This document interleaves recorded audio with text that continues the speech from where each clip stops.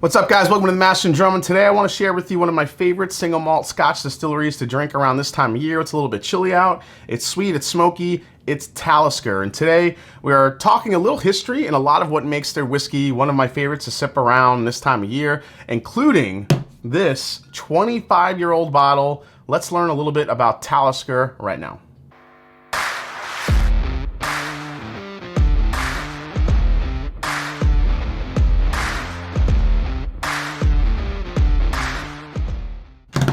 Welcome to the Mash and Drum. I am Jason C, and today's a special episode about a distillery from the Isle of Skye in Scotland, along with Bunnahabhain, Bruichladdich, Springbank, and Glen Scotia. They have become another favorite distillery of mine with a combination of sweet, smoky, and salty flavors with the tagline, Made by the Sea.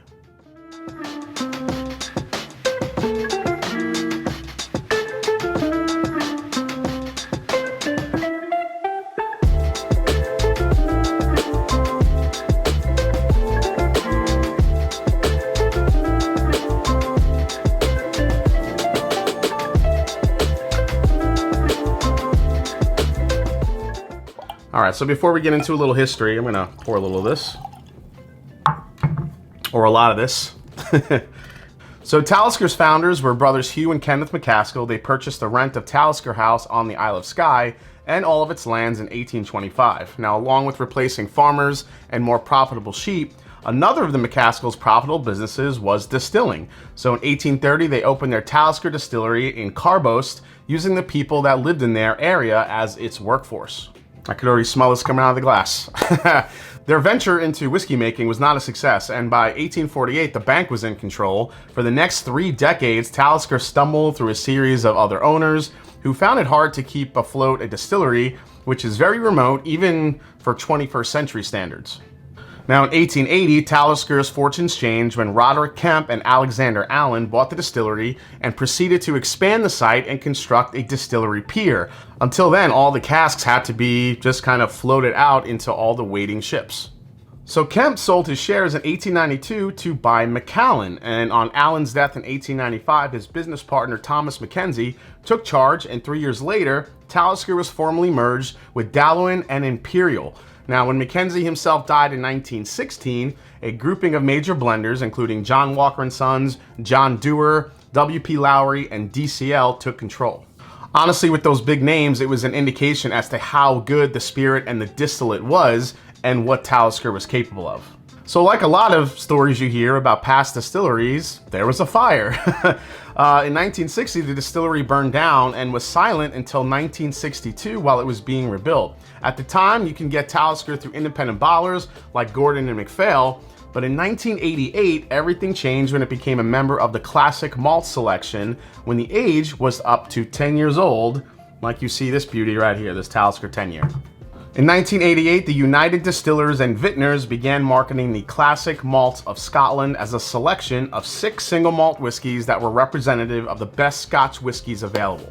The United Distillers and Vintners was later purchased by Diageo, who has continued the marketing campaign to this day. Now, the Classic Malts are a small selection of whiskeys that showcase the range of flavors available in single malt Scotch whiskey. So all the whiskeys are from Diageo's portfolio, and they cover flavors that go from smoky to sweet to rich to light and to fruity as well. So back to Talisker. Now, the 18-year-old joined the range in 2004, but since 2008, the range has expanded with non-age statement offerings like the 57 Degree North, the Storm, the Dark Storm, and the Port Ree. Now, Talisker used to be the only distillery in the Isle of Skye, which is north of Islay, but that's not the case anymore. There are a few others now. Talisker is still owned by Diageo and is now one of the most important single malt brands. Now, Talisker is a peated and smoky whiskey, but in my opinion gets overshadowed by brands like Ardbeg, Lagavulin, and Laphroaig. I tend to find more pear, peach, honey, a little bit of saltiness and caramel, along with that sweet and salty smoke that is really inherent within Talisker. All right, so we're gonna start with the classic Talisker 10-year. So it is a peated offering, 45.8% ABV, which is a nice proof point for a Talisker. Available everywhere for like 60 bucks. It's as classic as you get. There is some caramel color added, some E150 added to this to give it a darker look to it. Doesn't affect the taste, but based on how you feel, can be a bit misleading as to what's in the bottle. All right, let's go on the nose on the Talisker 10 here. If you compare it to Ardbeg or Lagavulin, to me personally, Ardbeg, Lagavulin, Lefroy has more of an earthy, ashy peat. This is more of a salty, savory peat to me. Those caramel flavors, rich vanilla, and I think the bourbon, the ex-bourbon casks really come through in this. And I just love how it plays with the salty and the sweet. So it's almost like a salted caramel candy a little bit. All right, let's go for a taste. It's delicious. I love this stuff. A lot of cinnamon, a little bit of brown butter there on the palate as well. Now, it's got a really good spice to it as well on the palate, especially on the back end. Go another sip here. It's not the lingering smoke or almost like an ashtray type thing you get with some other peated scotches. This brings a lot of spice, almost like a 95.5 rye that you would have, American whiskey. This brings some really nice spice to the palate. Like I said, a little bit savory. If you're okay with a little bit of smoke and trying or getting into some of these peated scotches, this might be a really great entry for anyone.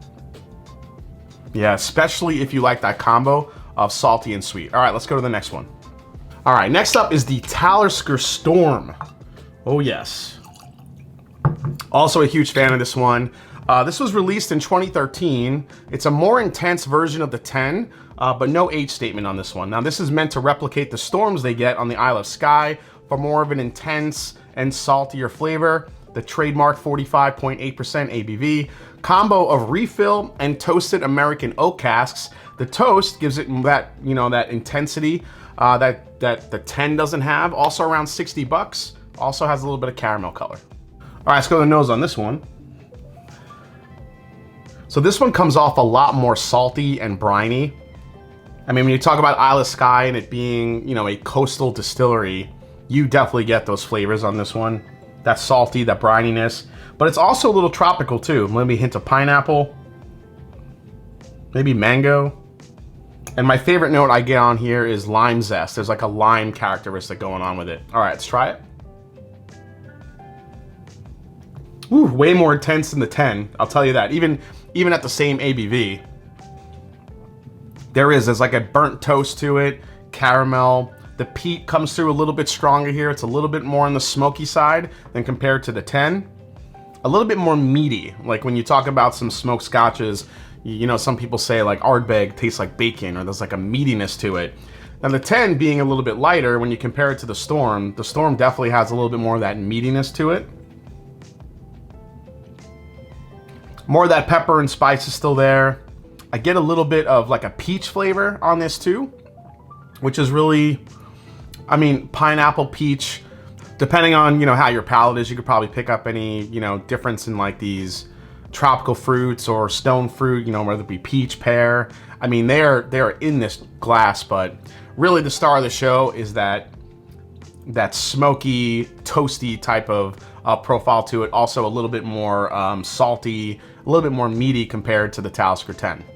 All right, so next one we're gonna try is the travel retail version of the Storm. Now this is only available in duty-free shops, and this is the Dark Storm as opposed to the Storm.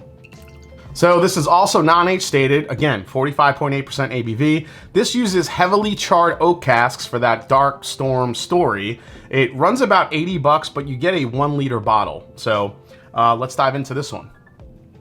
I had a buddy of mine pick this up for me because when they were traveling, because I really wanted to try this one, and it has not disappointed.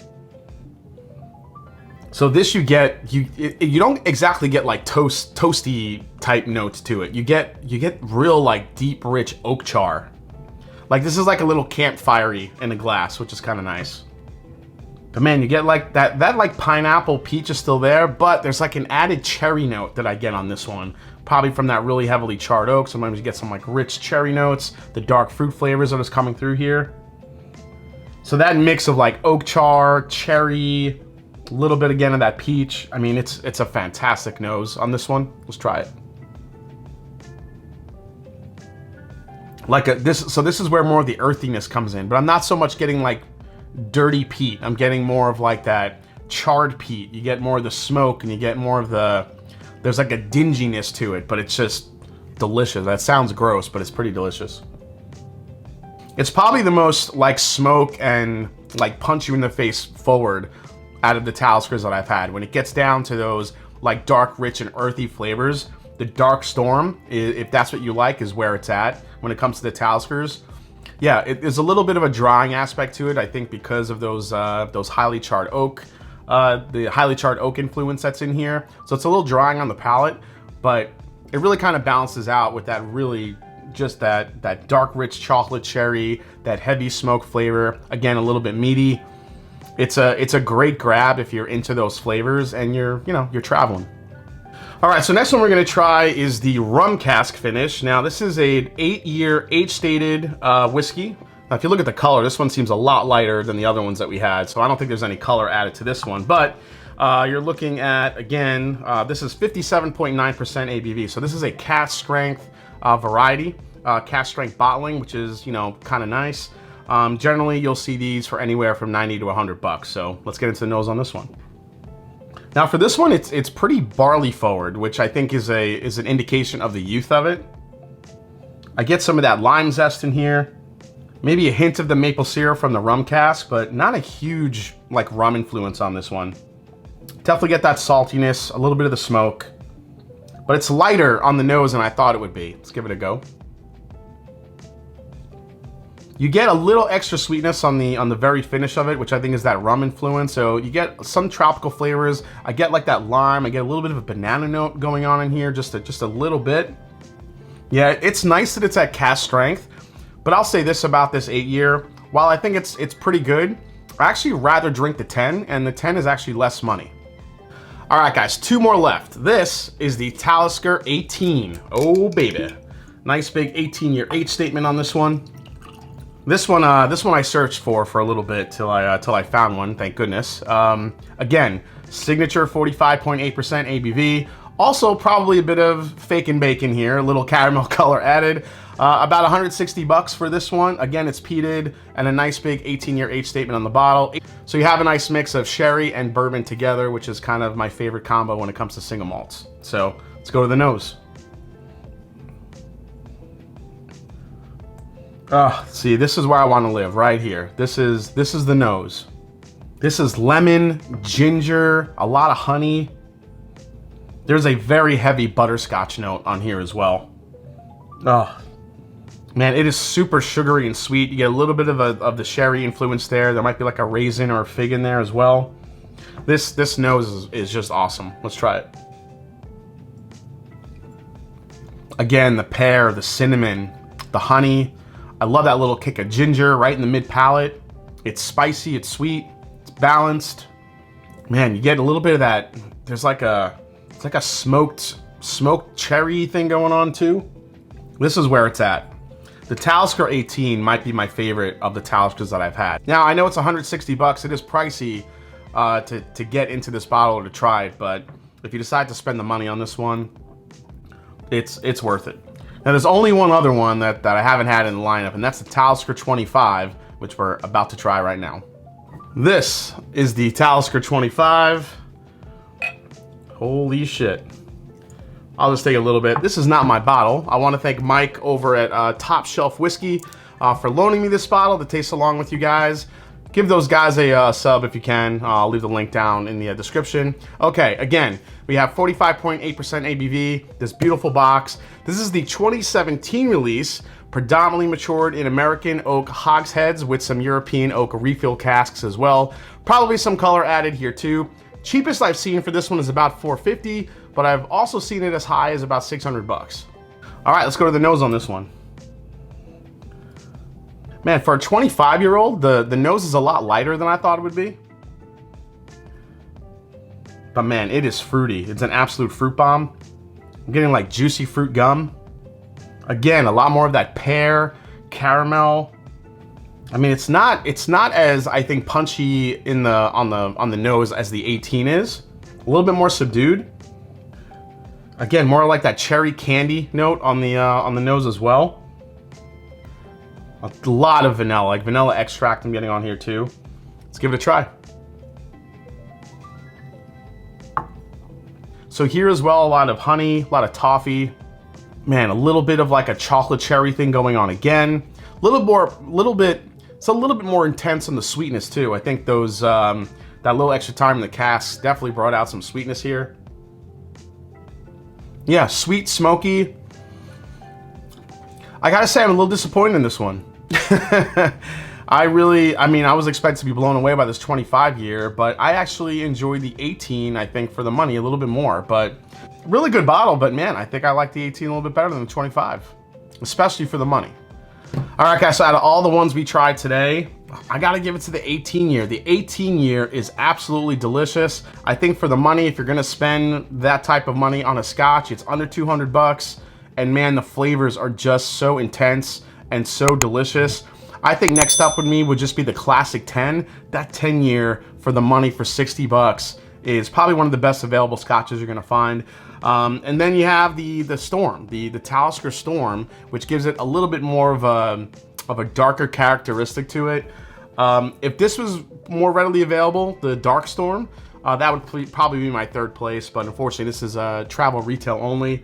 The 8 year rum finish is okay. I just think for the money, these other ones are better. And the 25 year, that's an expensive Scotch for something that I don't think really even got close to the flavor profile of the 18. Now there is the 57 degree North and the Port Ree, which I haven't gotten a chance to try yet. Those aren't available near me, but I am gonna seek those out. But when it comes down to Talisker and what they offer, and especially this kind of being one of my favorite distilleries that I like to sip in the cold winter months, I don't think you could go wrong. So if you guys haven't tried Talisker yet, especially if you're a bourbon drinker, definitely check them out. I think the 10 year with that salty and sweet combination could be something that you might just thank me for discovering.